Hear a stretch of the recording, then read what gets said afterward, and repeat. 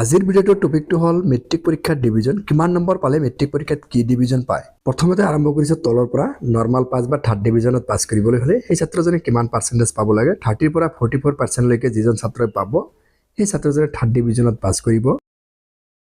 এতিয়া আহিল সেকেন্ড ডিভিজনত কোনো ছাত্ৰ পাস কৰিবলৈ হ'লে ছাত্ৰজনে 45 পৰা 59% লৈকে পাব লাগিব। তো এইখিনি পাৰ্চেন্টেজৰ ভিতৰত কোনো ছাত্ৰই যদি পায় তেতিয়াহ'লে এই ছাত্ৰজন সেকেন্ড ডিভিজনত পাস কৰা বুলি ধৰা হ'ব।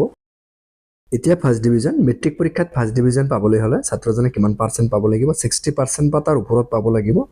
60% বা তাৰ ওপৰত পালে সেই ছাত্ৰজনে মেট্ৰিক পৰীক্ষাত ফাৰ্স্ট ডিভিজন পায়। তাৰ পিছত আহিল ষ্টাৰ মাৰ্ক কোনবোৰ ছাত্ৰ-ছাত্ৰী পাব যিবোৰ ছাত্ৰ-ছাত্ৰীয়ে কি কৰিব মেট্ৰিক পৰীক্ষাত 75% বা তাৰ ওপৰত পাব সেইবোৰ ছাত্ৰ-ছাত্ৰী ষ্টাৰ মাৰ্ক পোৱা বুলি ধৰা হ'ব। তাৰ পিছত ষ্টাৰ মাৰ্কৰ ওপৰত হ'ল লেটাৰ মাৰ্ক সেইবোৰ ছাত্ৰ-ছাত্ৰী পাব যিবোৰ ছাত্ৰ-ছাত্ৰী 80% বা তাৰ ওপৰত পাব সেইবোৰ ছাত্ৰ-ছাত্ৰী মেট্ৰিক পৰীক্ষাত লেটাৰ মাৰ্ক পোৱা বুলি ধৰা হ'ব। এতিয়া লেটাৰ মাৰ্কৰ ওপৰত ডিষ্টিংশ্যন মাৰ্ক সেইবোৰ ছাত্ৰ-ছাত্ৰী পাব যিবোৰ ছাত্ৰ-ছাত্ৰী 85% বা তাৰ ওপৰত যিবোৰ ছাত্ৰ-ছাত্ৰী মেট্ৰিক পৰীক্ষাত পাব তেখেতসকল ডিষ্টিংশ্যন মাৰ্ক পোৱা বুলি ধৰা হ'ব। এতিয়া ডিষ্টিংশ্যন মাৰ্কৰ ওপৰত হ'ল ষ্টাৰ মাৰ্ক সেইবোৰ ছাত্ৰ-ছাত্ৰীয়ে পাব যিবোৰ ছাত্ৰ-ছাত্ৰী 95% বা তাৰ ওপৰত আৰু 100% লৈকে মানে 95% পৰা 100% লৈকে যিবোৰ ছাত্ৰ বা ছাত্ৰীয়ে মেট্ৰিক পৰীক্ষাত নম্বৰ পাব বা পাৰ্চেন্টেজ পাব সেইবোৰ ছাত্ৰ-ছাত্ৰীয়ে ষ্টেন মাৰ্ক পোৱা বুলি ধৰা হ'ব।